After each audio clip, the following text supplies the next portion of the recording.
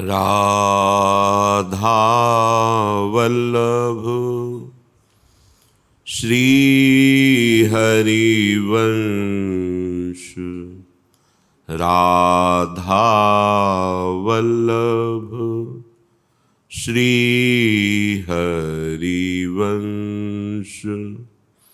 राधा वल्लभ श्री हरिवंश राधा वल्लभ श्री हरिवंश। वृंदावनेश्वरी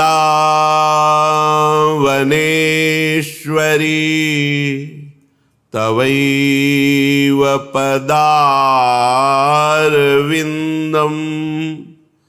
प्रेमामृतैकमकरन्द रसौघपूर्णम् हृद्यर्पितं मधुपते स्मरतापमुग्रम् निर्वापयत् परम शीतलमाश्रयामि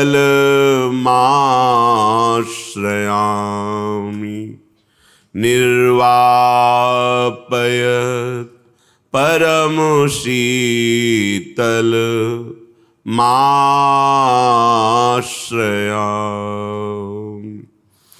राधा राधा राधा राधा राधा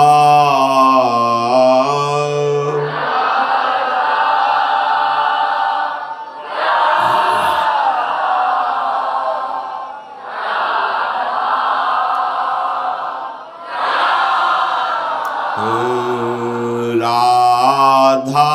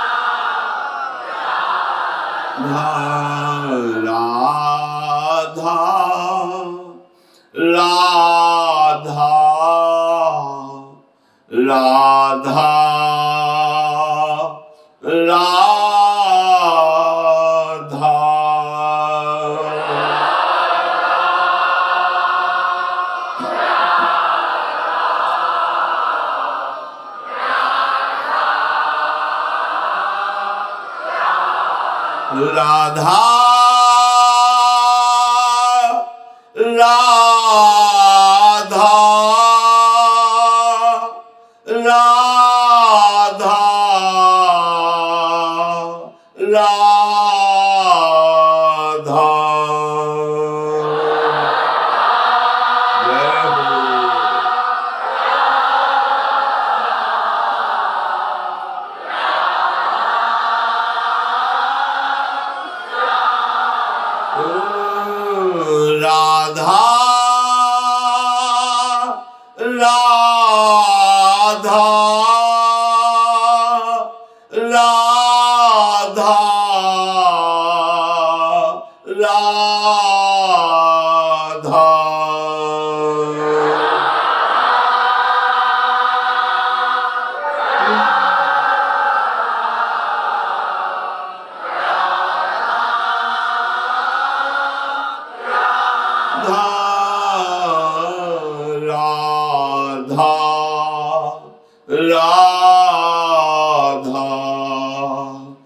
राधा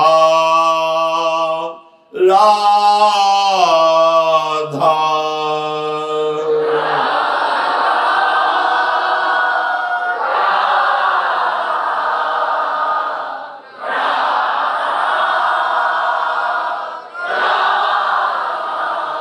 श्री राधा वल्लभ लाल की जय। परम सच्चिदानंद घन प्रेमानंद स्वरूप नवनिभृत निकुंज महामहिम परम पावन श्री वृंदावन धाम, श्री वृंदावन धाम के लाडले युगल चंद श्री श्यामा श्याम समस्त हित परिकर निज परिकर। प्रेम और तत्वबोध ये दोनों परमार्थ की चरम अवस्था है। तत्वबोध सर्वत्र कण कण में जड़ चैतन्य में उत्तम अधम में ये द्वंद्व भाव मिटकर एकमात्र अपने आराध्य देव का दर्शन, प्रेम जिसका हमें अनुभव हुआ उसमें अत्यंत आसक्त हो जाना, संपूर्ण ममता शक्ति जिसे हमने माना जाना उसी में तन्मय हो जाना, तन्मया। जहां जहां वृत्ति जाए वो कोई वस्तु होगा, स्थान होगा, व्यक्ति होगा, वृत्तियां कहीं अनुकूलता से राग करके जाती हैं, कहीं प्रतिकूलता से द्वेष करके। पर अहो भाग्य, धन्य भाग्य उनके जिनकी वृत्तियां राग द्वेष रहित ब्रह्म भाव में विचरण करती है, भगवत भाव में विचरण करती है। श्री धाम वृंदावन हृदय को बहुत जल्दी पवित्र करके, निर्विकार करके प्रेम प्रदान करता है। प्रेम प्रकट होने के पहले ही द्वंद्व भावों का नाश हो जाता है। शत्रु मित्र, मान अपमान, लाभ हानि, सुख दुख, शोक हर्ष, भूख प्यास, जन्म मृत्यु, ये जितने द्वंद्व हैं इनको शम में ला करके, शम तत्व सर्वत्र परमात्म तत्व विराजमान, इसका अनुभव करा के फिर उसमें अत्यंत द्रवित हृदय से प्रेम का प्रवाह चल पड़ता है। जो प्रेमी जन है वो तत्वज्ञानी भी है। ऐसा कोई ना समझे कि ये प्रेम इनको प्राप्त, प्रेम तत्वज्ञान के ऊपर की भूमिका है। श्री धाम वृंदावन ये अद्भुत प्रेम प्रदान करता है। श्रीपाद कह रहे हैं, भूर्भरे वात्रेषां जलमपि च जलं साखिवल्यो द्रुवल्लो ज्योत्स्नादि ज्योतिराद्यं खगपशुमनुजादीनि पक्ष्यादिकानि श्रीकृष्णः कृष्ण एवाखिल धनुज रिपु राधिका राधिकेयो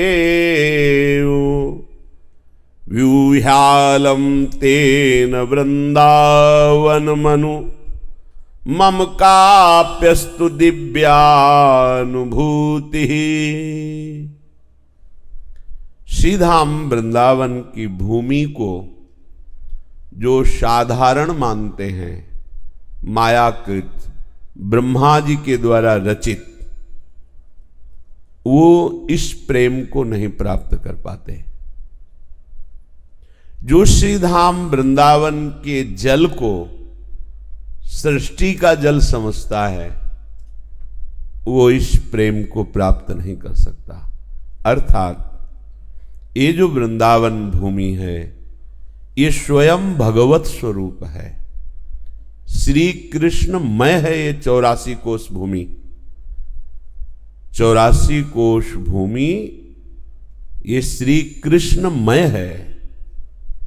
यहां का जल, गंगा गोदावरी, जितने परम पावन नदियां तीर्थ सब, यहां का सहज यहीं से प्रकट हुआ जल जो है वो सहज सब तीर्थों से भी अधिक पाप का नाश करने वाला है। यहां का जल, बरसाने का जल, गिरिराज जी का, वृंदावन का, इस भूमि से जो जल प्रकट हो रहा है ये तीर्थों की महिमा जो पाप नाश की, हृदय को पवित्र करके सद्भावना प्रकाशित करने की है, उससे कई गुना अधिक बढ़कर यहां का जल है। इसे जो ऐसे साधारण जल समझते हैं, श्रीपाद कह रहे नहीं, ये साधारण जल नहीं, ये महामहिम वृंदावन का जल केवल आपके हृदय के पाप को नाश करके, सहज में आप पीते हैं प्यास बुझाने के लिए, पर ये वृंदावन का जल है तो आपके हृदय के पाप का नाश करके ये प्रिया प्रीतम के चरणों की प्रेम वृत्ति प्रदान करेगा। जैसे भूमि में जगत में सब रह रहे हैं तो उनके रहने का कोई पुण्य थोड़ी है, उनके रहने का कोई प्रताप थोड़ी उदय होगा कि आप अमुक जगह रह रहे हैं। अब आप कर क्या रहे हैं वहां इसका प्रताप उदय होगा। लेकिन यहां वृंदावन भूमि ये जागतिक माया में नहीं है, यहां रहना मात्र भगवत प्राप्ति का, रहना मात्र, क्योंकि साधारण भूमि नहीं, यहां रह रहे हो जितने मिनट, जितने दिन या आजीवन, तो आप श्री कृष्ण में हैं, श्री कृष्ण की गोद में हैं, क्योंकि ये भूमि श्री कृष्णमयी है। श्रीपाद कह रहे हैं शाखी वल्लयो ध्रुवल्लयो, यहां के जो वृक्ष हैं, शाखा हैं, जिनमें लताएं लिपटी हुई हैं, इनको साधारण वृक्ष मत समझो। जो साधारण वृक्ष लताएं समझते हैं, अरे तो बंबूल है, ये करील है, ये नीम है, ऐसा नहीं है। यहां ये सब बड़े बड़े भगवत प्राप्त परमहंस महापुरुष हैं जो धाम के वृक्ष रूप में, लताओं रूप में, जैसे उद्धव जी मांगते हैं कि मुझे वृंदावन की कोई घास, लता, तृण, औषधि आदि बना दी जाए, गुल्म आदि, जिससे हमारे ऊपर ब्रजवासियों की चरण धूलि पड़ेगी और मैं पावन हो जाऊंगा। उद्धव जैसे महात्मा बनना चाहते हैं यहाँ की लता, गुल्म, औषधि। तो यहाँ के जो वृक्ष हैं, जो लताएं हैं, वो साधारण प्राकृतिक जड़ नहीं है, ये चैतन्य घन भगवत स्वरूप भजन करके ये लताएं यहां प्रकट हुई हैं।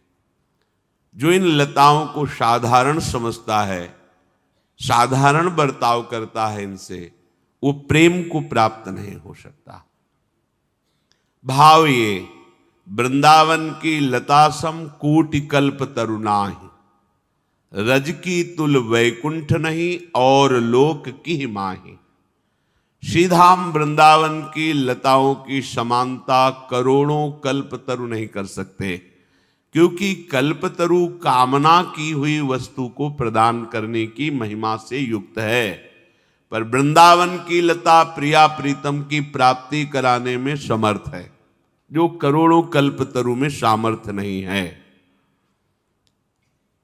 श्री बिहारिन देव जी कहते हैं प्रेम पदार्थ अति दूर है, बिनु से रज रूख। बिना रजरानी और लताओं की कृपा के वृंदावन के प्रेम को प्राप्त करना बहुत कठिन है।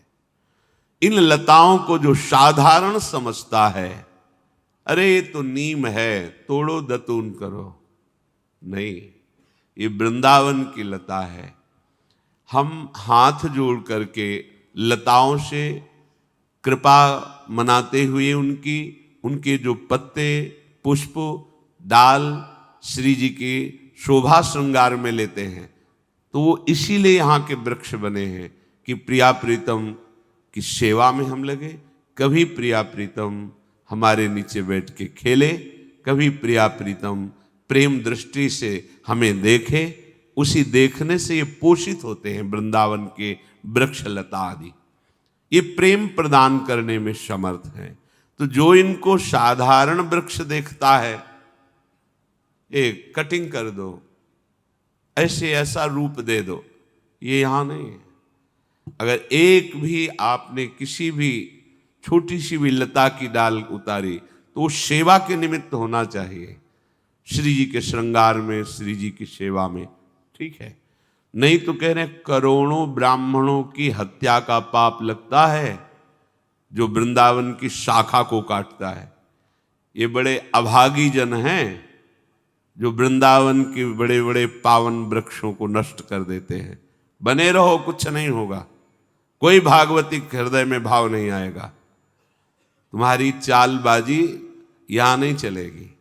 उसकी जड़ को खाली कर दिया मशीन से, अब वो गिर गया, 2 दिन में काट के साफ के बाहर कर दिया। हो ये सब ब्रह्म स्वरूप लताएं हैं, सब देख रहे हैं।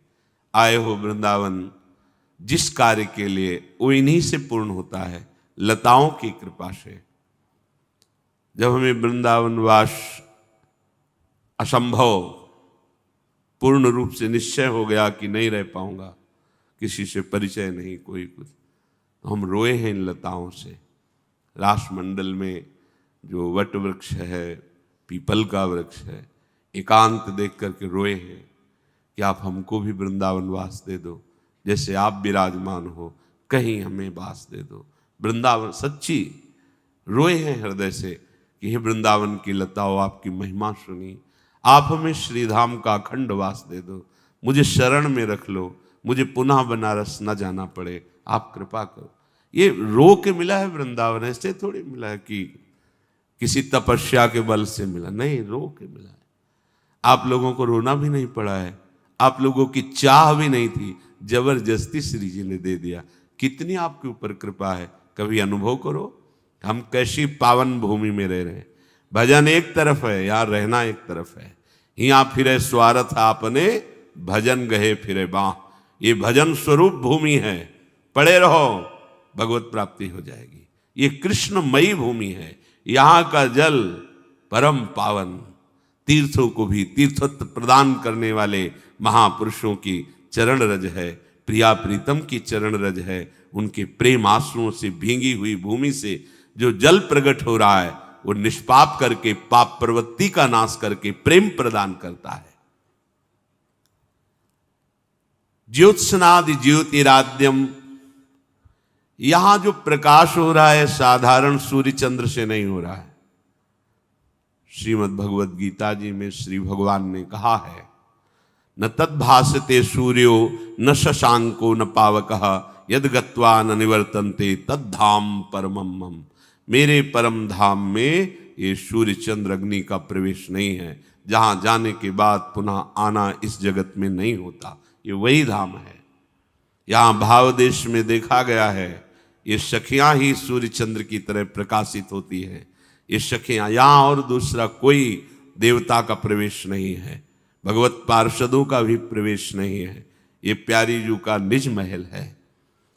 तो कह रहे कि ज्योत्सनादि ज्योतिराद्यम, यहां के प्रकाश को तुम साधारण प्रकाश मत समझो। यहां साधारण सूर्य चंद्र नहीं, भाव से है। मायाकृत नेत्र है, तुम्हें यथावत वैसे ही दिखाई देगा। चश्मा हरा तो हरी सृष्टि, लाल तो लाल सृष्टि।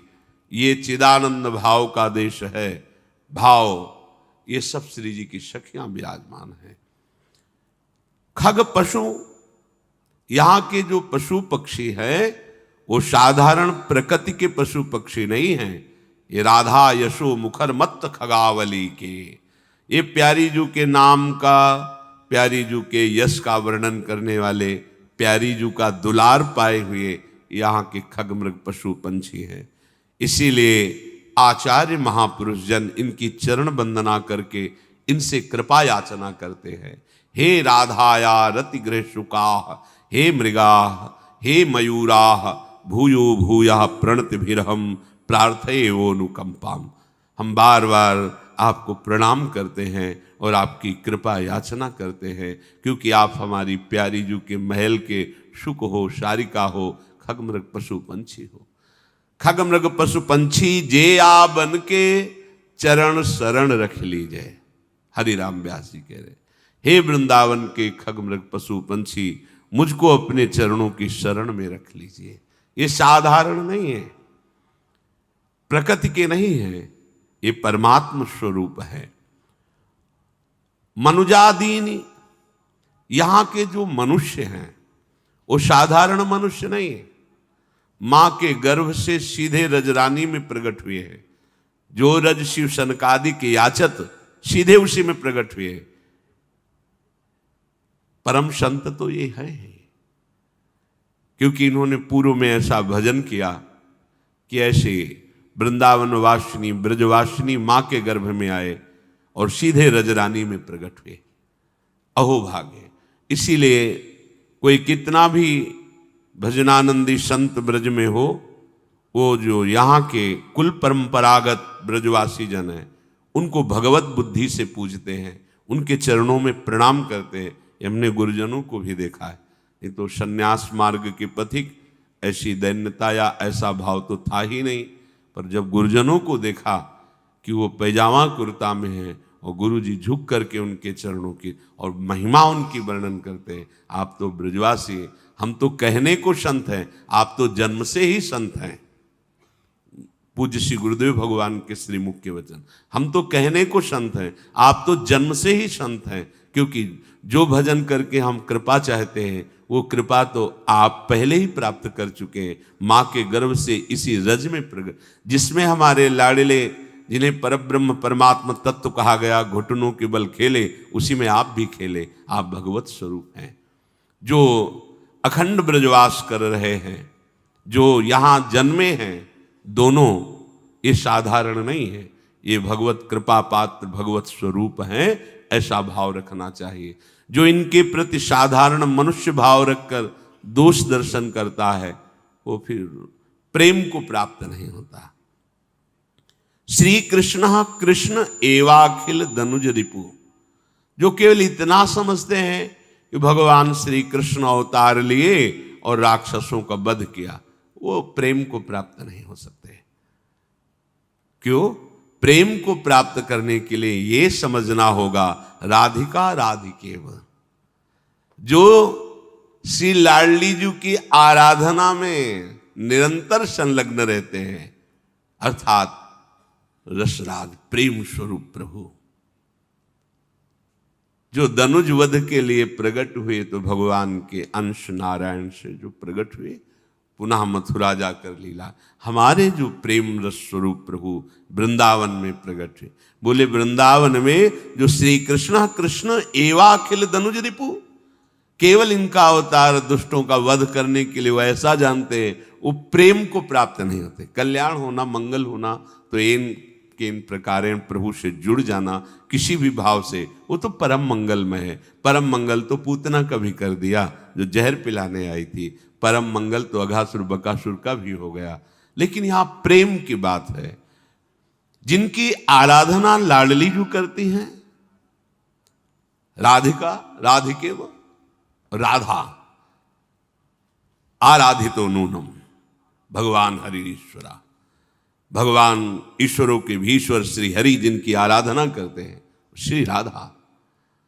ये राधा आराधन तत्पर, गोपाल शास्त्र नाम राधा आराधन तत्पर, जो सदैव राधा आराधन में तत्पर रहते हैं, ये जो जानता है वो प्रेम को प्राप्त होता है। व्यूहालं तेन वृंदावन मनुमम काप्यस्तु दिव्यानुभूति, वही दिव्य अनुभूति को प्राप्त होगा जो ये समझता है कि यहाँ की भूमि साधारण भूमि नहीं, यहाँ का जल साधारण जल नहीं, यहाँ के पशु पक्षी साधारण पशु पक्षी नहीं, यहाँ के सूर्य चंद्र प्राकृतिक सूर्य चंद्र नहीं, यहाँ की लताएं साधारण वृक्ष नहीं, यहाँ के कृष्ण वो अवतार लेकर के असुर वध के लिए जो वो नहीं, ये प्रेम स्वरूप प्यारी जू से एक पलक झपकने के लिए भी कभी बिलग नहीं होते हमारे प्रेम स्वरूप श्री बिहारी जी महाराज, एक पलक झपकने के लिए भी नहीं। ऐसा जो जानता है तो कह रहे वृंदावन उसको दिव्य अनुभूति से युक्त कर देता है। दिव्य अनुभूति प्रिया प्रीतम का साक्षात्कार, प्रिया प्रीतम की दिव्य लीलाओं का दर्शन और फिर लीला पात्र बनकर उनके संग रहना। अगर वृंदावन में आपको रहने को मिल गया है तो परस्पर कथा सुधारस निमग्न करणास्तयो हो, तुम्हारे कान केवल यही सुनना चाहे प्रिया प्रीतम की चर्चा, जहां परस्पर युगल सरकार रसमयी बातें कर रहे, एक एक अक्षर में प्रेमामृत भरा हुआ है। श्रीमद चतुरासी जी, केलीमाल जी, ये सब महारस स्वरूप है। यही सुनने के लिए तरसे, प्रिया प्रीतम की बात सुनने के लिए तरसे। परस्पर कथा सुधा रस निमग्नो, जब 2 उपासक बैठो, 4 उपासक बैठो तो प्रिया प्रीतम की बात करके रस में निमग्न हो जाओ, ऐसी वार्ता करो। या परस्पर जो प्रिया प्रीतम वार्ता करते हैं उसके श्रवण करने के लिए तुम्हारे कान लालायित रहे। परस्परम विलोकनाद्युति रूप लीले क्षणाहा, परस्पर बैठकर उनकी रूप की चर्चा करो, उनकी कांति, उनके लावण्य की चर्चा करो, उनकी लीलाओं का गायन करते हुए इस बात की लालसा जागृत करो, कब हम ऐसा रूप देखेंगे। प्यारी जू हमारी तरफ देख रही हो और हम प्यारी जू के चरणों में उनके चरण स्पर्श करके माथा रखें, युगल सरकार हमें उठाए, कब ऐसा होगा। या परस्पर युगल सरकार देख रहे हैं, अनशन पर भुज दिए बिलोकत, ये दुति, ये रूप, ये लावण्य, ये नेत्रों की तृप्ति, ये नेत्रों की प्यास तुम्हारे नेत्र देख पावे। परस्परम समागमोत्सव रसाति वृत्तांतराहा, परस्पर भगवत प्रेमी महात्माओं का समागम और वृत्ति उसी समागम से, ऐसे समागम में जहां परस्पर युगल सरकार नागरी निकुंजयन किसलय दल रचित सैन कोक कला कुशल कुंवरी अति उदारी सुरत रंग अंग अंग हाव भाव भ्रकुटि भंग माधुरी तरंग मथत कोटि मारी मुखर नूपुरन सुभाव किंकिनी विचित्र राव बिरम बिरम नाथ बदत वर बिहारी लाडली किशोर राज हंस हंसनी समाज सींचत हरिवंश नयन सुरस साररी। परस्परम समागमोत्सव रसाति वृत्तांतराहा, आपकी अंतर्वृत्ति प्रिया प्रीतम के मिलन सुख का अनुभव कर रही हो। स्मरामि हरिराधयोर नव निकुंज खेला सखी, स्मरण करो जब एकांत में बैठे हो तो तुम्हारी स्मृति का विषय हो युगल सरकार सखियों के साथ खेल रहे हैं। परस्पर बैठकर उस खेल की चर्चा करो, परस्पर उसका चिंतन करने का भाव बनाओ। या परस्पर युगल सरकार जो सखियों के मध्य में क्रीड़ारत है वहां तुम्हारी स्मृति पहुंच जाए, ये दुर्लभ बात। ये कहां से प्राप्त होगी? वृंदावन की भूमि से, वृंदावन के जल से, वृंदावन की लताओं से, वृंदावन के खगमृग पशु पंछियों से, वृंदावन वासियों से जो रसिक महापुरुष जन है और वृंदावनाधीश्वर से। जब ये सब का संयोग बनेगा तब आपकी स्मृति पहुंचेगी, जहां परस्पर वार्ता हो रही, परस्पर अवलोकन हो रहा है, परस्पर क्रीड़ा हो रही है, परस्पर सखियों के साथ विविध लीला परायण युगल सरकार है, वहां तुम्हारी स्मृति पहुंच जाएगी। ये दुर्लभ स्मृति का लाभ श्रीधाम वृंदावन प्रदान करता है।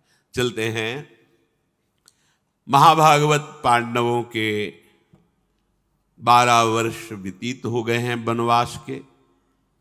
धर्मराज जी ने जितने भी बड़े बड़े महर्षि उनके साथ रहते थे सबको प्रणाम करके हाथ जोड़कर अश्रु बहाते हुए कहा कि कहने में मुझे बहुत दुख हो रहा है, कि अब हमें आपसे बिछुड़ना पड़ेगा, क्योंकि हमारा 1 वर्ष का अज्ञातवास है जिसमें हमें आपसे विलग रहना होगा। आप कृपा करके पधारे। आपके आशीष से जब हस्तिनापुर का सिंहासन प्राप्त हो, आप पुनः सब महापुरुष पधारे और हम आजीवन आपकी सेवा करें, पर 1 वर्ष के लिए हमें आपसे विलग होना पड़ेगा। वो महर्षि मंगल स्तुति करते हुए चले गए। फिर धर्मराज ने अपने भाइयों को, और धौम्याचार्य जी पास ही थे, सबको बैठाला। सब के सब उत्तम व्रत का पालन करने वाले, सब शास्त्रों के ज्ञान में पारंगत, सब धर्म व्रत धारण करने वाले पांडव बैठ गए। धौम्य ऋषि से हाथ जोड़कर कहा कि धृतराष्ट्र के पुत्रों ने बड़ा छल किया, हमें बहुत दुख पहुंचाया, हमारा राज्य अपहरण कर लिया, हम पर बारंबार अत्याचार हुए, आपको विदित है। हम लोग कष्टदायक बन के 12 वर्ष व्यतीत कर लिए, अब ये अंतिम 13वां वर्ष अज्ञात वर्ष है, हमें छिपकर रहना है।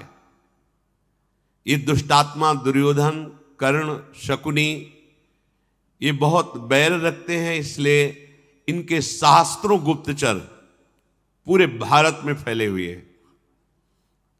अभी अज्ञातवास प्रारंभ नहीं हुआ, पर गुप्तचर फैले हुए हैं।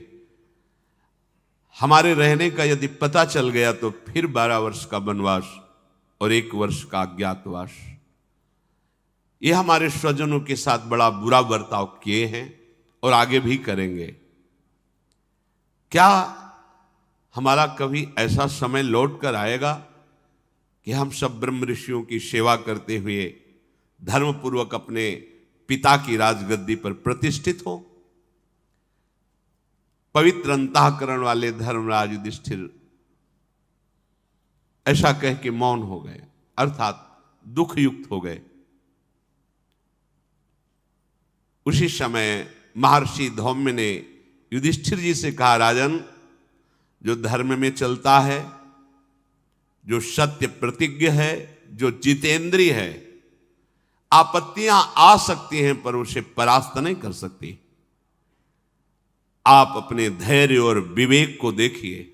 आपके पास जो धन है सबसे बड़ा वो धैर्य है, संपत्ति आपके पास सबसे बड़ी विवेक रूपी संपत्ति है। आप अपने को असहाय या दुख में मत समझिए। कोई भी ऐसा नहीं त्रिभुवन में जिसको दुख ना सहना पड़ा हो, विपत्ति ना सहनी पड़ी हो। देवताओं को या स्वयं भगवान जब अवतार लेते हैं तो उनकी लीला चरित्रों को देखिए, कितनी कैसी भारी भारी विपत्तियां आती हैं। इसलिए आपको उदास या दुखी नहीं होना चाहिए। महर्षि धौम्य ने जब ये सांत्वना युक्त, युक्ति युक्त ऐसे वचन कहे, युधिष्ठिर जी ने महाबाहु भीमसेन से कहा कि हमें सबसे बड़ा भय है आपको छुपाना, क्योंकि पर्वताकार शरीर, महाबली, कैसे छिपे, आप कैसे छिपेंगे? अगर वो जान गए तो फिर 12 वर्ष का वनवास, 1 वर्ष का अज्ञातवास। भीमसेन ने कहा, महाराज, आपके दबाववश हम सब चुप बैठे, जो आप कहते वही मान लेते हैं। अर्जुन यदि अपने आवेश में आकर गांडीव धनुष पर प्रत्यंचा चढ़ा ले तो त्रिभुवन में कोई सामने खड़ा होने वाला नहीं, आप भी जानते हैं। और अगर भयंकर पराक्रमी मैं गदा लेकर खड़ा हो जाऊं तो विश्व में कोई जोड़ नहीं है। आपको उदास देख करके हमें, अभी तक हम आपकी कभी आज्ञा उल्लंघन नहीं करते, तो आप उदास मत होइएगा। धर्म ने जो बात कही उसकी स्मृति कीजिए। उन्होंने कहा है कि आपको जब जैसा चाहोगे वैसा रूप आपका प्रकट हो जाएगा, सामने वाले को दिखेगा, वो आपको पहचान नहीं पाएगा। हम ऐसे स्थान का चयन करेंगे जहां हमें पांडव हैं ऐसा किसी को पता नहीं चलेगा। हम ऐसे रूप को धारण करेंगे, ऐसे एकांत में रहेंगे कि हमें लोग देख ही नहीं पाएंगे। आप चिंता न करें। युधिष्ठिर जी ने कहा कि 12 वर्ष व्यतीत हो गए, 13वां वर्ष लगा है, हमें इस बात का भय लग रहा है कि 1 वर्ष तक तुम लोगों को छुपा के कैसे रखेंगे। अर्जुन बोले, संदेह ना करो, आपको याद होना चाहिए हमने बताया था कि हमें शाप हो गया है। उर्वशी जी ने शाप दिया है कि तुम नपुंसक हो जाओ, तो वो 1 वर्ष के लिए देवराज इंद्र ने सीमित किया है। मेरा स्वरूप बदल जाएगा, कोई जान ही नहीं पाएगा कि मैं अजान बाहु महाबली अर्जुन हूं। आप चिंता मत करो। तो फिर आपको कोई ऐसा देश नजर आ रहा है जहां छुप के रहा जा सके और वो हमारे धर्म की रक्षा करे? अर्जुन ने कहा, पांचाल, चेदी, मत्स्य, सूरसेन, पटच्चर, दशार्ण, नवराष्ट्र, मल्ल, शाल्व, युगंधर, कुंती राष्ट्र, सौराष्ट्र, अवंती, इतने राज्यों में से किसी भी राज्य में चला जाएगा तो ये सब मित्र राजा हैं। धर्म के वरदान से वो हमें पहचान नहीं पाएंगे और ये सब धर्मात्मा हैं, तो हमारे धर्म की भी रक्षा हो जाएगी। इनमें से आप एक चयन कर लीजिए। युधिष्ठिर ने कहा, मैंने ध्यान से बात सुनी, पर हमारे सर्वभूतों के अधीश्वर भगवान धर्म ने संकेत में विराट नगर की तरफ कहा था, तो हमें लगता है कि परम सुखदायी वही रहेगा जो धर्म ने निर्णय किया है। हमें विराट नगर में जाना चाहिए। मत्स्य देश के राजा विराट बहुत बलवान भी हैं और पांडवों के प्रति अनुराग भी रखते हैं, धर्मात्मा है और ज्ञान वृद्ध भी है और उदार भी हैं। अर्जुन, इसलिए 1 वर्ष हम विराट के नगर में रहेंगे, अब गुप्त रूप से, जिससे कोई जान न पाए। किंतु तुम सब ये विचार करके बताओ कि विराट नगर में प्रवेश कैसे हो और क्या अपना परिचय दें और क्या कार्यभार संभालेंगे। अर्जुन ने पूछा, नरदेव, उनके राष्ट्र में हम सब अलग अलग सेवा कार्य का भाव लेकर प्रवेश करें।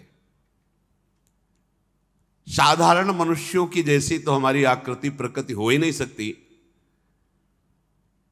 पहले से निश्चय किया जाए कि हम ऐसी सेवा में प्रवीण हैं और अपनी उस सेवा को हम प्रस्तुत करें और विराट मान जाएं। युधिष्ठिर जी ने कहा, पहले मैं अपना निर्णय बताता हूं।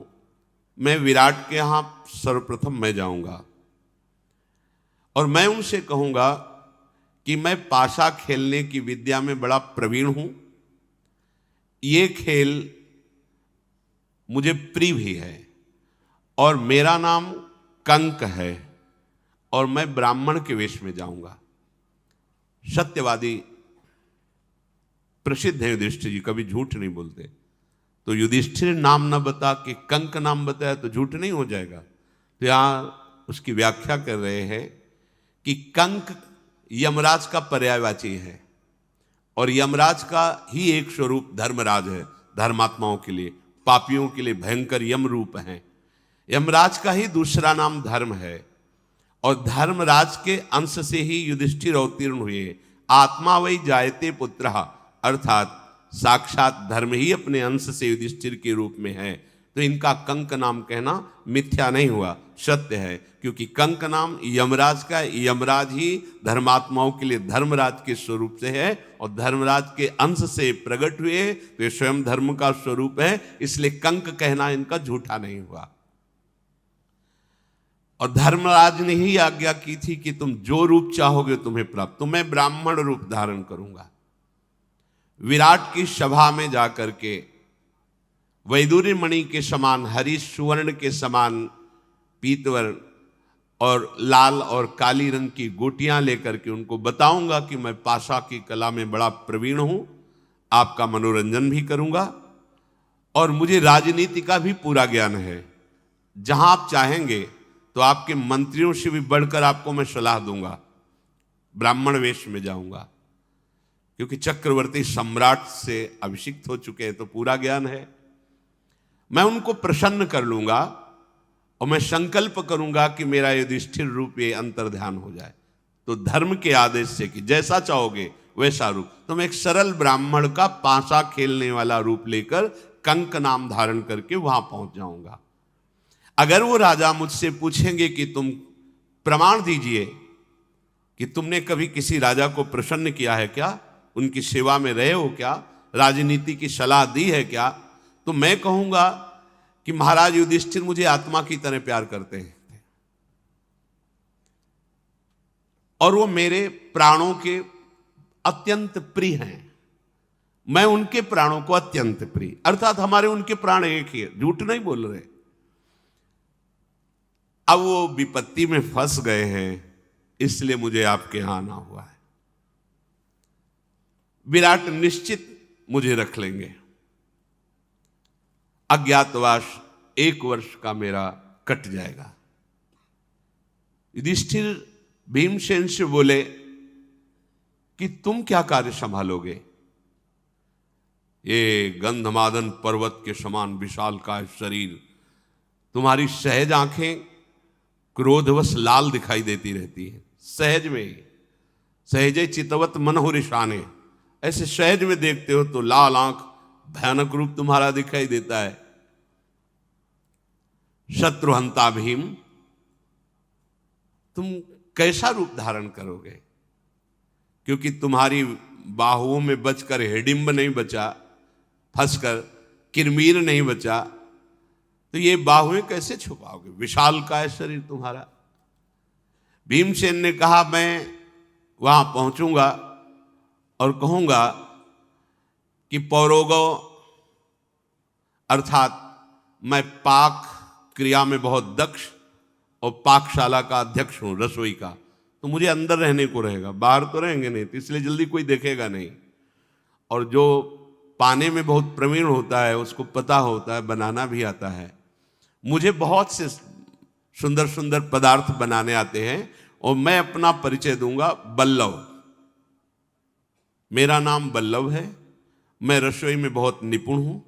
आपका जितना भी रसोई विभाग है कोई भी हमारे समान नहीं बना सकता, मैं आपको परीक्षा करके दिखा सकता हूं। ऐसे विराट को कहकर मैं रसोई में रहूंगा। साथ में उनको यह बता दूंगा कि तुम्हारे देश में सबसे बड़ा भयंकर जो हो उसको संभालने की भी ताकत मुझ में है। सिंह हो, सांड हो, या कोई शत्रु हो, या कोई वजन उठाना हो तो मुझे रसोई से बुला लिया जाए, या कोई ललकार दे तो उसको द्वंद्व युद्ध में पछाड़ दूंगा। ऐसा मैं उनको रिझा लूंगा विराट को कहकर।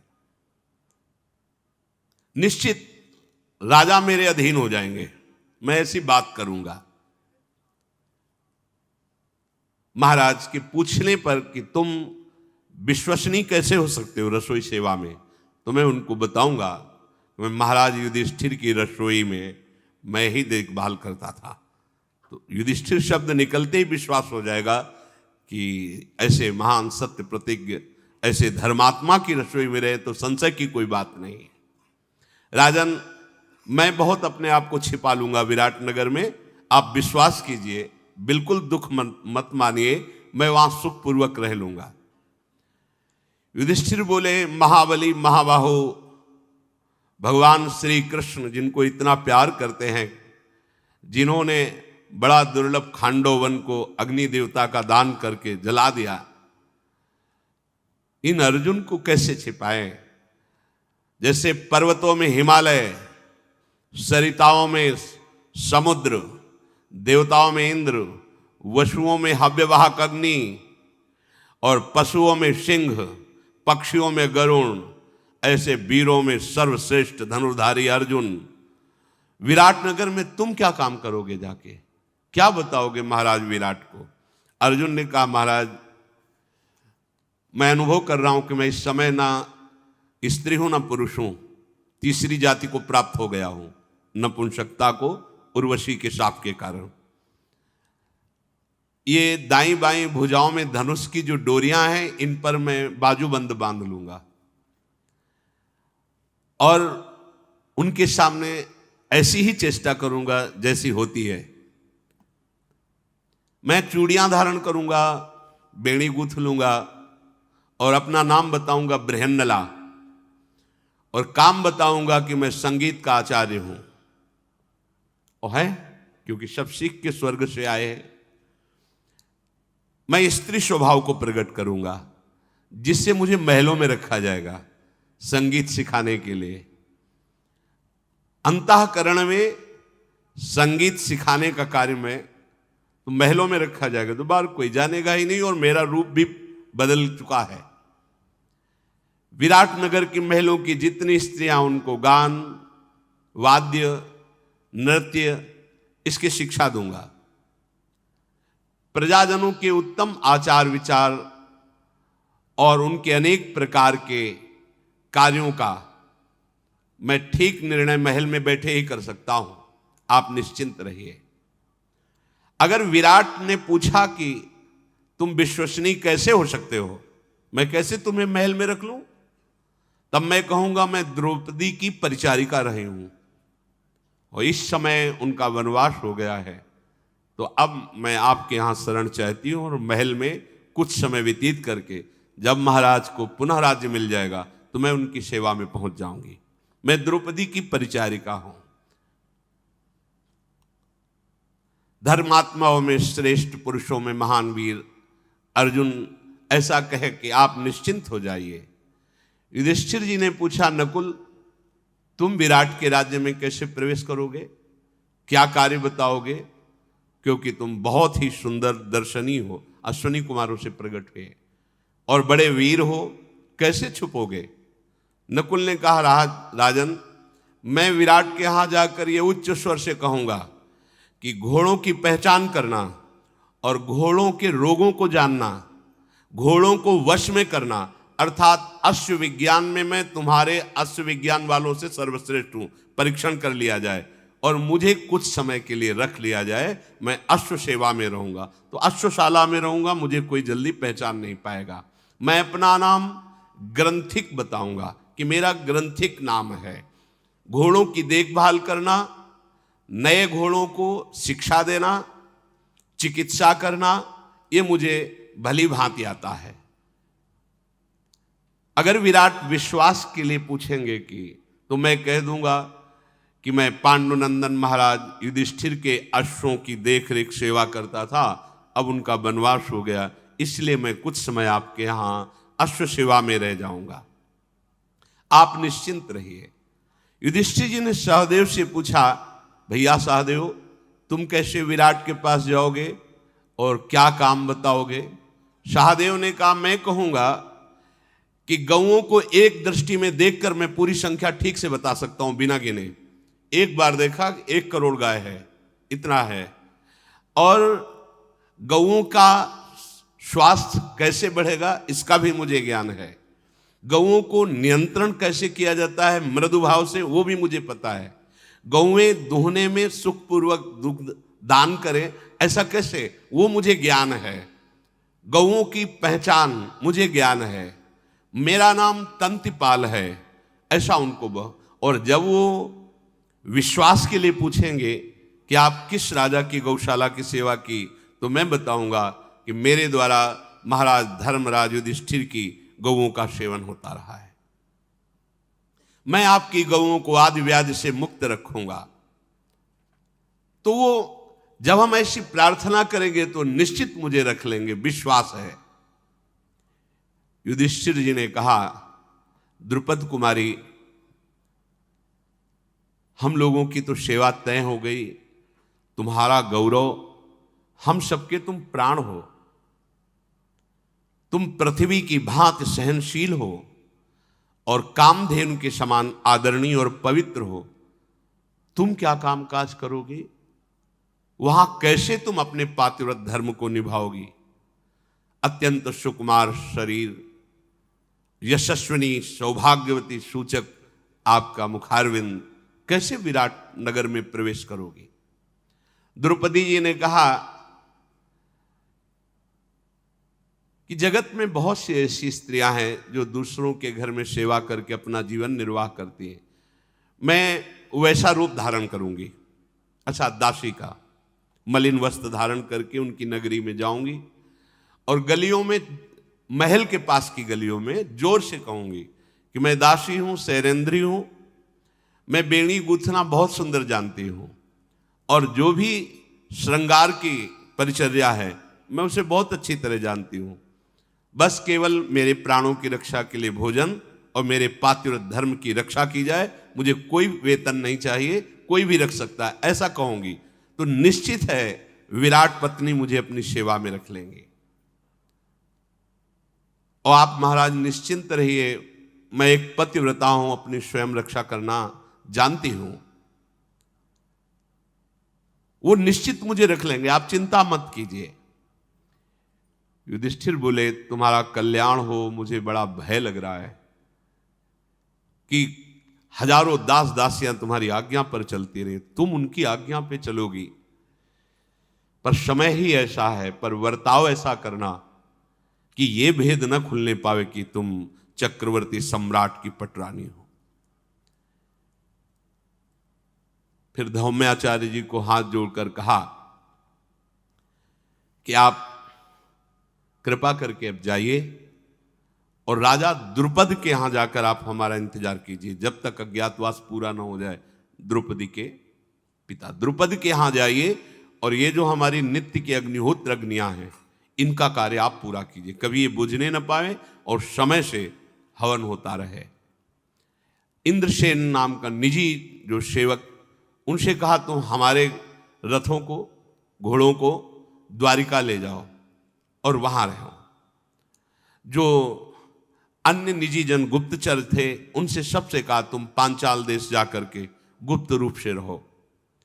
अगर हमारे विषय में कोई आप लोगों से पूछे, कोई भी पूछे, तो आपको यह कहना है कि द्वैत वंश में जब पांडव जन थे तब हमें हटा दिया, अब वो कहां हैं मुझे कुछ पता नहीं है। इस प्रकार सबको अलग अलग सलाह सम्मति ली और धौम्याचार्य जी से कहा आप पधारें। धौम्याचार्य जी ने कहा मैं पधार तो रहा हूं, जा तो रहा हूं, पर मेरी बात सुनो, तुम स्वयं राजा हो, इसलिए दासत्व के भाव को ठीक से समझ लो। तुम्हें विराट के यहां ऐसा कोई बर्ताव नहीं करना जो राजा का बर्ताव होता है। राजकुल में तुम्हें उनके कोई दोष नहीं देखने हैं, बिना पूछे कोई सलाह नहीं देनी है, क्योंकि तुम दास भाव से जा रहे हो। तुम्हारा अपमान हो या सम्मान चुपचाप सहना, उत्तर मत देना। 1 वर्ष की बात है, राजा मिलना चाहे तो पहले द्वारपाल से अनुमति लो, फिर अंदर जाना। मैं राजा का प्रिय व्यक्ति हूं ऐसा कभी मत मानना। राजा की सवारी, पलंग, पादुका, उनके हाथी, रथ, वो कहें भी तो उनमें मत बैठना। बिना पूछे राजा को कर्तव्य त्रुटि का भान मत कराना। महाराज आपसे एक कर्तव्य त्रुटि, ऐसा कभी मत बोलना। मौन रहना, सेवा की आज्ञा होने पर उनकी प्रशंसा अर्थात जय जय ऐसा कह के तब क्योंकि आपको दास भाव का पता नहीं, आप चक्रवर्ती सम्राट रहे। राजाओं की जो महल में रानियां हैं उनसे कभी कोई संभाषण न करे। रनिवास में जो आते जाते सेवक जन हैं उनसे कोई मित्रता मत रखना। जो राजा का अहित चाहता है ऐसे से कभी संभाषण मत करना। छोटा से छोटा कार्य भी मिलने पर बड़े सम्मान से करना। बैठने के लिए अगर ऊंचे आसन को दे तो भी खड़े रहना, जब तक वो स्पष्ट आज्ञा ना करे तब तक बैठना नहीं। राजा से दुर्लभ ऐश्वर्य प्रिय भोग प्राप्त हो जाए तो भी सावधान रहना, उन भोगों को मत भोगना, क्योंकि आप दासत्व के भाव से जा रहे हैं। कार्य संलग्नता ही दास का प्रधान भाव होता है। राजा प्रसन्न होकर सवारी, वस्त्र, आभूषण कोई वस्तु दे तो उसी को केवल पहने, कोई अपने मन की ना पहने। युधिष्ठिर, जो मैंने तुम्हें बताया ध्यान रखना, वो ये न समझ पाए कि तुम राज परिवार के हो, यही लगना चाहिए कि तुम वास्तविक दास जन ही हो। युधिष्ठिर बोले महाराज हमारे माता पिता से भी बढ़कर प्यार करने वाले गुरुदेव, आप पहले से हमें ऐसा निर्देश कर रहे हैं, आपके सिवा कौन ऐसा निर्देश कर सकता है। अब हमें कोई परवाह नहीं, जब आप जैसे ब्रह्म ऋषि इतनी चिंता करते हैं तो निश्चय हम सुख पाएंगे, विजय पाएंगे। युधिष्ठिर से ऐसा कहने पर धौम्य जी ने तत्काल शास्त्रविहित मंगल स्वस्तिवाचन किया। पांडवों को जो अग्निहोत्र संबंधी सामग्री वो सब लेकर के, अग्नि लेकर के, वेद मंत्र पढ़ते हुए धौम्याचार्य जी चले गए। अब वहां केवल 6 जन हैं, 5 पांडव और द्रौपदी। धौम्य जी के चले जाने के बाद, इंद्रसेन आदि के द्वारिका चले जाने के बाद, अब पांडवों ने कहा कि अस्त्र, गदा, तलवार, भाला, तुणीर, धनुष ये कहाँ रखें? जहां रखेंगे तो उसको पता तो चलेगा ना, अगर ये सब है तो पहचाने जाएंगे। इनको कहाँ रखना चाहिए? जब विराट की राजधानी के समीप पहुंच गए तो दूर दूर दृष्टि डाली, कहा कि अगर अस्त्र लेकर नगर में प्रवेश करते हैं तो सब भयभीत हो जाएंगे कि कोई षड्यंत्र है क्या, ऐसे महान अस्त्रों को लेकर नगर में प्रवेश कर रहा है, फिर हम जो परिचय सोचा है वो नहीं बता पाएंगे। ये गांडीव किसी के छुपाए नहीं छुपेगा, भीम की गदा छुपाए नहीं छुपेगी। महाराज युधिष्ठिर भाला में प्रसिद्ध थे, नकुल सहदेव तलवार आदि में। यदि हमारी एक की भी पहचान हो गई तो 12 वर्ष का फिर वनवास और 1 वर्ष का अज्ञातवास। अर्जुन ने दूर दृष्टि से देखा और कहा वो स्मशान भूमि दिखाई दे रही, वहां चलते एक बड़ा वृक्ष दिखाई दे रहा है जो बहुत वर्षों पुराना है, सघन वन में। वो शमी वृक्ष है, शमी का वृक्ष बड़ा पावन वृक्ष होता है। इसी की लकड़ी से अरण्य मंथन यज्ञ के लिए जो बनाई जाती है, यज्ञ में अग्नि जो प्रज्वलित होती है, इसी से अरण्य बनाई जाती है। वहां आकर के देखा तो वो बहुत पुराना वृक्ष था और उसमें बहुत अंदर खोखला था, ऊपर चढ़ने के बाद खोखला था। निरीक्षण परीक्षण किया और देखा उसमें बड़े बड़े सांप भी लिपटे हुए हैं।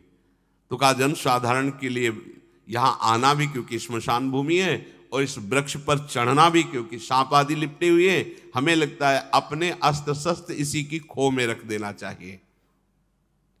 धर्मराज युधिष्ठिर और अर्जुन ने ऐसा विचार करके सबने निश्चय किया अपने अस्त्र यहीं रख देते हैं। दिव्य दिव्य सेनाओं का संहार करने की सामर्थ्य रखने वाले अस्त्रों को रखने के समय हृदय में बड़ी प्रियता जनित कष्ट हो रहा है कि एक तरह हमारे प्राण हैं, कोई किसी के हाथ न लग जाए। युधिष्ठिर के द्वारा समूचे कुरुक्षेत्र की रक्षा जिससे होने की संभावना है, उस गांडीव की डोरी उतारी, प्रणाम किया। अर्जुन ने बार बार उसे हृदय से लगाया और तुणीर उसी खोह में सीधा करके रखा।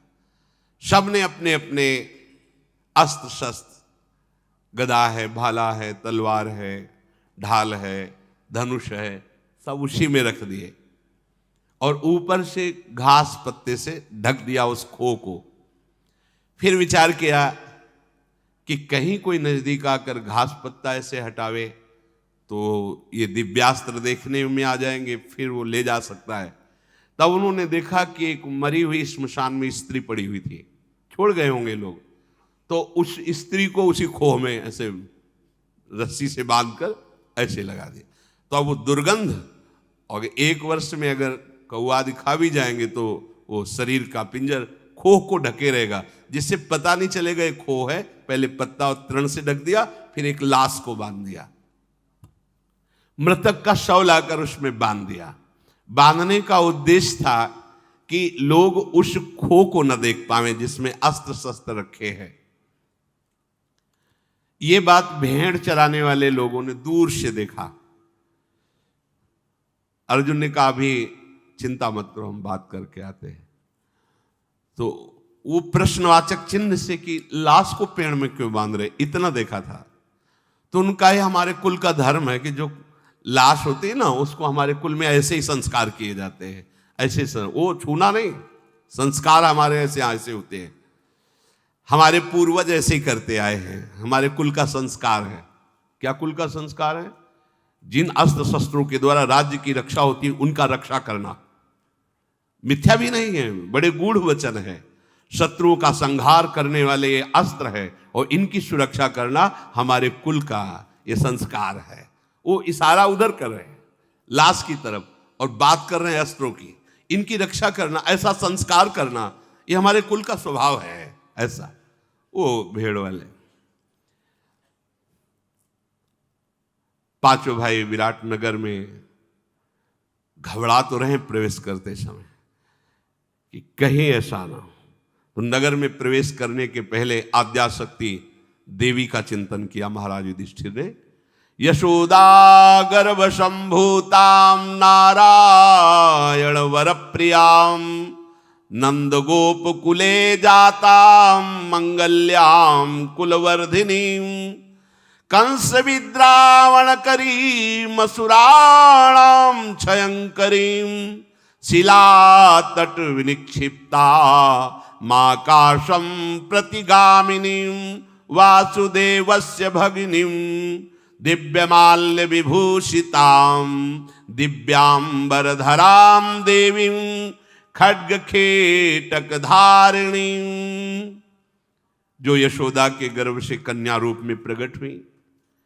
भगवान नारायण की अत्यंत प्रिय शक्ति, नंदगोप के कुल में जिसने अवतार लिया, जो सबका मंगल करने वाली, यश बढ़ाने वाली, कंस को भय प्रदान करने वाली, असुरों का संहार करने वाली, कंस के द्वारा पत्थर की शिला पर पटकी जाने पर भी आकाश में अंतर्ध्यान होकर प्रकट हो जाना और दिव्य गंधमाला आभूषणों से विभूषित दिव्य तलवार, जो वसुदेव नंदन वासुदेव श्री कृष्ण की बहन हुई, उन महाशक्ति दुर्गा देवी का मैं स्तवन करता हूं। हे पृथ्वी का भार उतारने वाली मां, आप सबका कल्याण करने वाली हैं। हम सब एक चित होकर तुम्हारा स्मरण करते हैं। मां, जैसे कोई कीचड़ में फंसी हुई दुबली गाय स्वयं कुछ नहीं कर सकती, ऐसे मैं संकट अवस्था में जा रहा हूं, आप हमारी सहायता करें। जैसे कोई बलवान ही उस गाय को निकाल सकता है, ऐसे ही हे भगवती, हे अम्बा, आप हमारी रक्षा कीजिए और मुझे विश्वास दिलाइए कि मेरी विनती आप तक पहुंच रही है।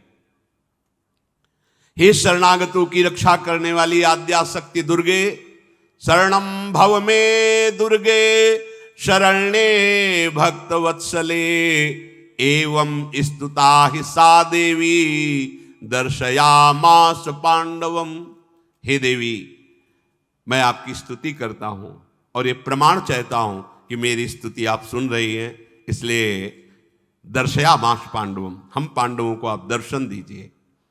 जी भी प्रार्थना की तो ये देखा मंद मंद मुस्कुराती हुई आद्याशक्ति भगवती प्रचंड तेजमयी दुर्गा सामने प्रकट हो गई और कहा, महाबाहु युधिष्ठिर, समर्थ राजन, तुम चिंता मत करो, मैं देख रही हूं तुम संग्राम पर विजयी होगे, कौरव सेना का विनाश करोगे, निष्कंटक राज्य के चक्रवर्ती सम्राट बनोगे, ये पृथ्वी तुम्हारे शासन से सुखी होगी, तुम भाइयों सहित स्वस्थ और अकंटक राज्य करोगे, भय मत करो।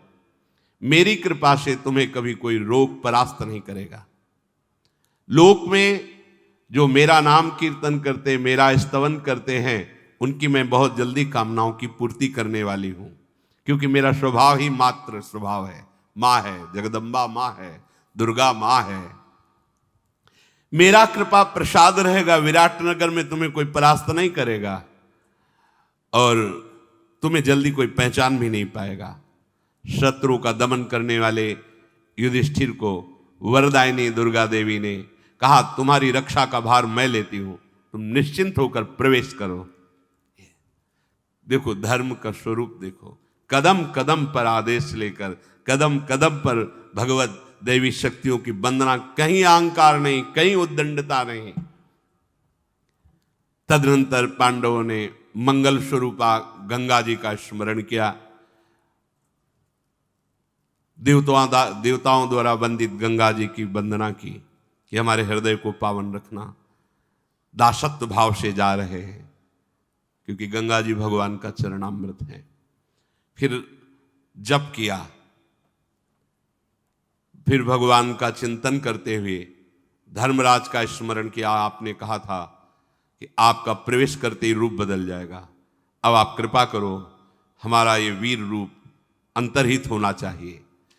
युधिष्ठिर जी ने जो ही ऐसा चिंतन किया तेवी युधिष्ठिर जी का रूप बदल गया। हाथ में कमंडल, पगड़ी, ब्राह्मण स्वरूप, मंजीठ रंग के वस्त्र, मस्तक पर तिलक, शिखा और हाथों में गोटियां। देखा युधिष्ठिर जी ने चिंतन करते ही रूप बदल गया। वैदूर्य के समान हरी, सुवर्ण, पीली, लाल 64 की गोटियां ब्राह्मण स्वरूप राजसभा में प्रवेश किया।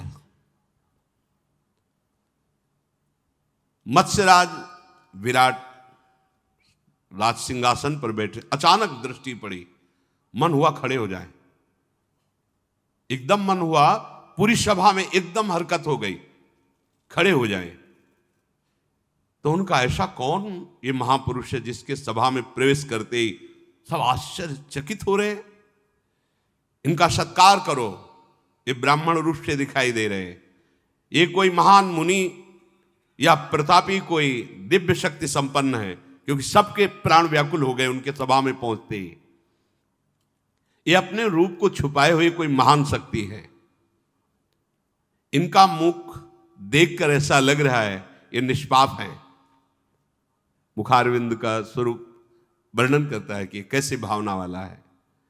मंत्री, ब्राह्मण, सूत, मागध, जितने सब सभासद, दाएं बाएं सब आश्चर्यचकित, सबके शरीर में हरकत की, खड़े हो जाए, पर बिना राजा की आज्ञा के कैसे खड़े हो जाए? विराट के हृदय में बार हुआ, ये कौन है? वेश तो ब्राह्मण का है, किंतु मैं इन्हें देख रहा हूं, इनकी चाल और इनकी दृष्टि देवराज इंद्र के समान है। मैं लक्षण इनके देख रहा हूं, मूर्धाभिषिक्त चक्रवर्ती सम्राट, इनके लक्षण दिखाई दे रहे हैं। मत वाले गजराज के समान, जैसे बेखट के जंगल में कोई गजराज घुस रहा हो, ऐसी मेरी सभा में। ब्राह्मण के तो कोई लक्षण नजर नहीं आ रहे, सम्राट के लक्षण नजर आए, बड़ा तेज, बड़ा प्रभाव। महाराज विराट ने आज्ञा करी, कौन है? युधिष्ठिर जी से कहा दूसरा कोई परिचय पूछे इससे पहले ही मैं बता देता हूं। मैं आपकी शरण में आया हूं, मैं एक ब्राह्मण हूं, मेरा सर्वस्व छिन गया है, मैं आपके यहां कुछ समय तक जीवन निर्वाह करना चाहता हूं। आपकी यदि कृपा हो तो मैं आपकी समीपता स्वीकार करना चाहता हूं। जो आप आज्ञा करेंगे, जैसे कहेंगे वैसे रहूंगा, वही करूंगा। युधिष्ठिर जी के वचन सुनकर के उन्होंने कहा, ब्राह्मण, इतनी अमृतमयी वाणी तो मैंने अभी तक नहीं सुनी। साक्षात धर्म, मैं तुम्हारा बहुत आदर करना चाहता हूं, पर मैं पूछता हूं कि क्यों आप जैसा प्रतापी ऐसा क्यों बोल रहा है कि मुझे आपके यहां रहना है, आपकी कृपा चाहिए? आप अपने गोत्र का परिचय दें, नाम का परिचय दें, और किस क्रिया में आप प्रवीण हैं इसका परिचय दें। महाराज विराट, मैं वैयाघ्रपद गोत्र में उत्पन्न हुआ ब्राह्मण हूं। लोग मुझे कंक नाम से जानते हैं। मैं राजा युधिष्ठिर का आत्मवत मित्र रहा हूं। वो मुझे प्राणों से अधिक प्यार करते हैं, मैं उनको भी। मैं राजा युधिष्ठिर के पास आत्मवत रहकर 64 खेल में प्रवीण हूं। विराट ने कहा, तुम युधिष्ठिर महाराज की सेवा में? तब तो आप समूचे मत्स्य देश पर मेरे समान शासन कर सकते हैं। युधिष्ठिर का मित्र युधिष्ठिर के समान ही होता है, और युधिष्ठिर चक्रवर्ती सम्राट, मेरे यहां से भी भेंट वहां जाती है, कर जाता रहा है। आप शासन कर सकते हो हमारे राज्य पर, मैं आपके वशीभूत हो गया हूं आपको देखते ही। आप कहते हैं द्वैत क्रीड़ा में निपुण और बड़े चतुर है, तो मैं ऐसा चाहूंगा कि आप मेरे समीप रहकर मुझे द्वैत क्रीड़ा की शिक्षा दें। युधिष्ठिर ने कहा, शर्त है, कोई आचरणहीन मुझे से संभाषण नहीं करेगा, जो मैं बात कहूंगा उस पर विवाद नहीं किया जाएगा। ये पहली बात मेरी स्वीकार की जाए। आचरणहीन व्यक्ति से मैं संभाषण नहीं करूंगा, सभा में जो मेरे से पूछा जाएगा उस पर जो मैं बोलूंगा उस पर विवाद नहीं करूंगा। एक बार बोलूंगा, धर्मात्मा पुरुष का वचन सत्यवती जी के चरित्र में सुना, एक बार निर्णय होता है, एक बार कह दिया दूंगा, एक बार होता है, एक बार वर्ण कर लिया जीवननाथ, वर्ण कर लिया। मुझसे पराजित होने वाला किसी भी तरह से मेरे साथ ऐसी कोई चेष्टा नहीं करेगा जो नहीं होनी चाहिए। महाराज, ये सावधानी आपको रखना होगा कि अगर कोई मेरे से पराजित हुआ, भले द्वैत क्रीड़ा में आप ही या कोई, तो मेरे साथ अभद्र व्यवहार नहीं करेगा, क्योंकि पता था कि यही सवार है, अगर अभद्र व्यवहार हुआ तो चौपट हो जाएगा, राज्य का राज्य चौपट हो जाएगा। विराट बोले, आज के बाद ब्रह्म ऋषि के सिवा आपसे कोई संभाषण नहीं करेगा यहां। मैं निश्चित कहता हूं, अगर कोई आपको अप्रिय शब्द भी बोल देगा तो मेरे द्वारा उसका प्राण दंड निश्चित किया जाएगा। यदि हां वो ब्रह्म ऋषि है और उसका अपराध आपसे बन जाता है तो मैं उसे दंड तो नहीं दूंगा, पर देश से निकाल दूंगा। अन्य सभासदों से कहा, आज के बाद जैसा मेरा सम्मान ऐसा ही सम्मान इस ब्राह्मण का होगा। मत्स्य देश का स्वामी मैं हूं तो एक कंक भी है, क्योंकि युधिष्ठिर का मित्र है।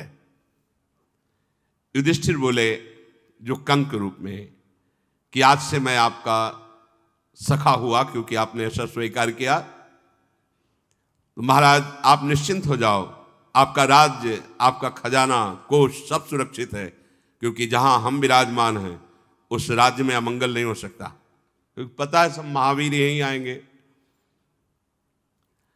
कोई भी जीविका के अभाव में कष्ट से यदि कह दिया कि मुझे ये चाहिए तो आपको देना होगा, क्योंकि मेरे पास से मैं जहां था वहां कभी किसी को विमुख नहीं किया गया, तो फिर यहां भी मैं विमुख नहीं होने दूं। अगर मेरे से कह दिया कि मेरी जीविका के लिए आप ये दे, तो फिर आपको देना होगा वचन, तो उन्होंने कहा आपके वचन स्वीकार है।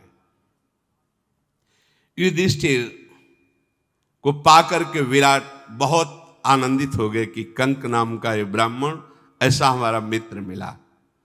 अब तो इंद्र जैसे देवताओं के सभा में विराजते हैं, ऐसे सुखपूर्वक विराट महाराज थोड़ी ही देर में देखा कि एक विशालकाय सभा में प्रवेश कर रहे हैं। सिंह की सी चाल है, ऐसा राज दरबार की तरफ देख रहे हैं मानो अभी नष्ट कर देंगे। हाथ में मथानी, सब्जी पलटने वाली करछी, साग काटने वाली चाकू ऐसे हाथ में लिए हुए, अनावरण अर्थात खुले दिखाई दे रहे हैं, चाकू, करछी, चमची, ये चीजें। मोटा कपड़ा, रसोइये का वेश और विशाल शरीर, उत्कृष्ट तेज, मानो पर्वतराज ही साक्षात पधार गया हो। भीमसेन को देखकर सब घबरा गए, जितने सभा में बैठे थे। युधिष्ठिर को देखकर सब आश्चर्यचकित हुए, भीम को देखकर सब घबरा गए। विराट ने सबकी घबराहट देखकर पूछा, ये सिंह के समान मत वाला पर्वताकार ये कौन है और यहां क्यों आ रहा है? आज से पहले हमारे राज्य में कभी इसका प्रवेश या दर्शन नहीं हुआ। जल्दी पता लगाओ, ये परिणाम कुछ पैदा करे उसके पहले इसका परिचय मिल जाना चाहिए। ये कौन है मेरी दृष्टि के सामने? जो निज जन थे वो गए और जाकर कहा, महाराज हमारा ये आपका रूप देख करके परिचय जानना चाहते हैं आपका, आप बताइए कौन है। हाथ जोड़कर कहा, मैं स्वयं बता देता हूं, आपको चल। वहीं से गर्जना करते हुए कहा, राजन, मैं बहुत स्वादिष्ट पदार्थ बनाने वाला रसोइया हूं, मेरा नाम बल्लभ है। मैं उत्तम व्यंजन बनाने की कला में निपुण हूं और आपके पास आया हूं कि आप मुझे रसोई में रख ले। विराट बोले, रसोइया ऐसे थोड़ी रख लिया जाता है, राज रसोइया तो बहुत परीक्षण विश्वसनीय, हम कैसे तुम पे विश्वास करें कि आप हमारे रसोई लायक हो। तेजस्वी हो, बलवान दिखाई दे रहे हो, रसोइया तो नहीं लगते तुम। नहीं नहीं महाराज, मैं रसोई बनाने वाला सेवक ही हूं।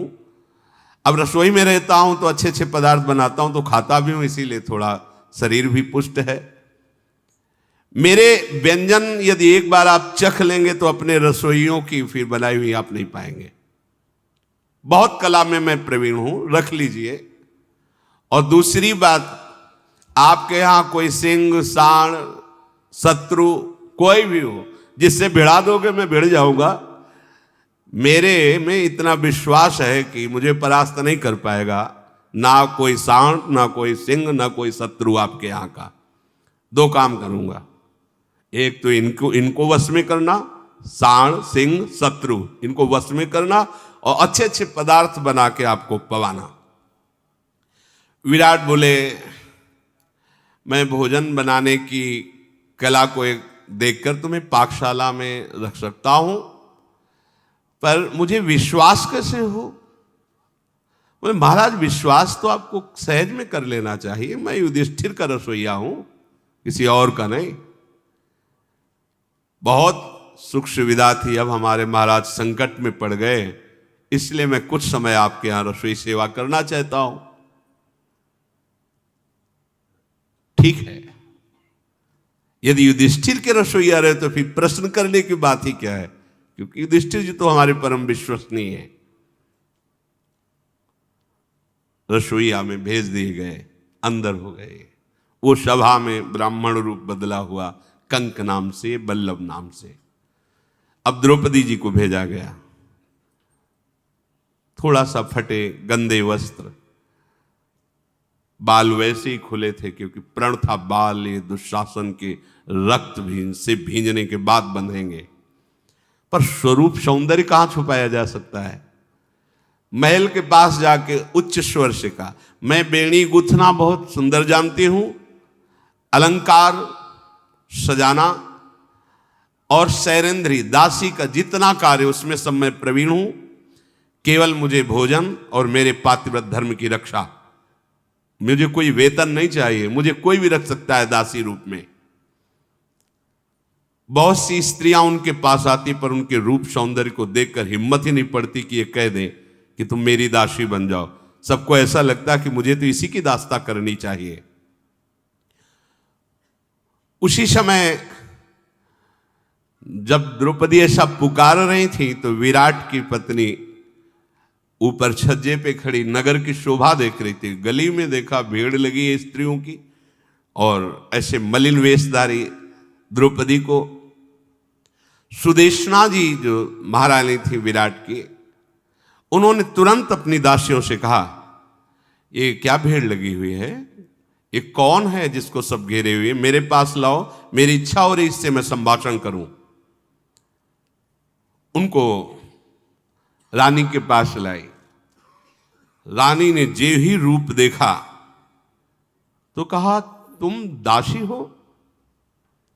नहीं नहीं नहीं, वेश बदल कर घूमने से कोई छुप नहीं सकता। तुम या तो कोई अप्सरा हो या कोई देवी हो, दासी तो हो ही नहीं सकती तुम। नहीं नहीं, मैं दासी हूं, दासी ही हूं, और मैं उपटन लगाना, आभूषण पहनाना, वेणी गूंथना, ये सब बहुत अच्छी तरह कर लेती हूं। आप मुझे रखेंगी क्या? तो उनका, पहले आप हमें उत्तर दीजिए, आप विद्याधरी, कन्नरी, किन्नरी, कोई देवी, मानुषिक तो तुम लग ही नहीं रही हो। द्रौपदी ने कहा, नहीं नहीं रानी जी, मैं कोई देवी नहीं हूं, गंधर्वी नहीं हूं, मैं कोई अन्य नहीं हूं, मैं एक सैरंध्री दासी हूं, अपना निर्वाह करना चाहती हूं। आपके केस ऐसे श्रृंगार करूंगी कि आज तक किसी ने श्रृंगार नहीं किया होगा। अंगराग लगाना, अंगराग बनाना, मल्लिका आदि फूलों से बेड़ी गूंथना, विचित्र हार बनाना, श्रृंगार करना। मैं साधारण घरों की कभी दासी नहीं रही। श्री कृष्ण की प्यारी सत्यभामा आदि इनकी दास्ता की है। तो आप समझ लीजिए, द्वारिकाधीश श्री कृष्ण की पत्नी सत्यभामा आदि की हमने दास्ता की है। अब मेरा समय गिर गया है, इसलिए मैं, आप अगर रखना चाहे तो रख सकती है। और प्रमाण चाहती हो तो महारानी द्रौपदी की प्रिय मैं हूं। अब तो विश्वास की कोई बात ही नहीं रह गई। सत्यभामा जी, द्रौपदी जी का नाम। बस मैं साधारण वस्त्र पहनूंगी, पवित्र भोजन पाऊंगी, कभी किसी का जूठा नहीं। मैं इतने में प्रसन्न रहूंगी। मेरा नाम मालिनी है। मैं आपके महल में सैरंध्री होकर, दासी होकर रहना चाहती हूं। उन्होंने कहा मैं रख तो लेती लेकिन नहीं रखूंगी। तुम्हें रखने का मतलब है आत्महत्या करना। सुदेशना जी ने कहा तुम्हें रखने का मतलब है आत्महत्या करना। तुम्हें देखकर महाराज विराट मुझे महल से बाहर निकाल देंगे और तुम्हें रख लेंगे। तुम्हें नहीं रख सकती। इतनी तुम सुंदर हो कि मुझे विश्वास है कि महाराज धर्मात्मा है, पर वो मुझे निकाल लेंगे, तुम्हें रख लेंगे। तुम दासी नहीं रख सकते। राजकुल में जितनी स्त्रियां हैं वो सब तुम्हें देखकर मोहित हो रही हैं। फिर पुरुष ना मोहित हो जाए? नहीं नहीं, मुझे विराट पर, महाराज पर विश्वास है, पर आज विश्वास टूट रहा है। तुम्हें देख करके वो किसी को पसंद नहीं करेंगे और ये मैं चाहूंगी नहीं, इसलिए मैं तुम्हें नहीं रखूंगी। द्रौपदी जिनका, इससे तो निश्चिंत हो जाओ। तुम्हें अपना रहस्य नहीं बताया। 5 पति मेरे हैं और वो गंधर्व हैं, अव्यक्त रूप से हमारे पास ही, आस पास ही रहते हैं। अगर किसी ने आंख उठाई तो जिंदा नहीं बचेगा। और मैं एक पतिव्रता हूं, साधारण नारी नहीं हूं कि कोई मेरे ऊपर गंदी दृष्टि डाल दे। निश्चिंत, विराट हमारी तरफ देखेंगे भी नहीं। तो उनका बस यही भय था, अगर ऐसा तुम वचन देती हो तो फिर मैं तुम्हें रख लेती हूं। बोले हां, पर इस बात पर ध्यान देना, मेरे 5 गंधर्व अव्यक्त रूप से मेरी रक्षा करते हैं। अगर तुम्हारे महल में कहीं भी मेरे पातिव्रत धर्म पर आंच आई तो मारा जाएगा। वो, उसको निश्चित प्रातःकालीन का सूर्य नहीं मिलेगा देखने को। और दूसरी बात, कभी मेरे को भूल से भी जूठा मत खवा देना। और कभी मैं तुम्हारे महावर या चरण नहीं, चरण वाली सेवा नहीं कर सकती, क्योंकि मेरा व्रत है, मैं चरण सिर्फ अपने पति के स्पर्श करती हूं, जूठन सिर्फ अपने पति की पाती हूं। मेरा व्यवहार प्रतिक्षण मेरे पति देखते हैं। वो गंधर्व हैं, अव्यक्त हैं, वो देखते हैं। मुझे कोई प्राकृत स्त्री समझकर व्यवहार मत कर लेना। कोई बलपूर्वक मुझे स्पर्श करने की सामर्थ्य नहीं रखता है। अगर किसी ने छूने की बात की तो जीवन में ध्यान रखना, जब तक मैं आपके आ रहा हूं वो मरा मिलेगा, जीवित नहीं रह सकता। कल्याणी, यदि आपको इस शर्तें पसंद है तो मैं आपके यहां दासी भाव से रह सकती हूं। सुदेशना ने कहा मुझे केवल एक ही परेशानी थी कि महाराज विराट तुम्हें पसंद न कर ले। जब तुम इतनी संयम वाली हो तो मुझे कोई भय नहीं, तुम निश्चिंत होकर घर में रुको। कोई तुमसे अपनी चरण सेवा नहीं करेगा, जूठन नहीं देगा। जैसा तुम्हारा नियम है उतनी सेवा रहेगी। विराट की रानी ने आश्वासन दिया। द्रौपदी जी आनंदित होकर उनकी परिचर्या में दासी भाव से वहां रह रही। शेष चर्चा आगे। श्री राधा वल्लभ लाल की।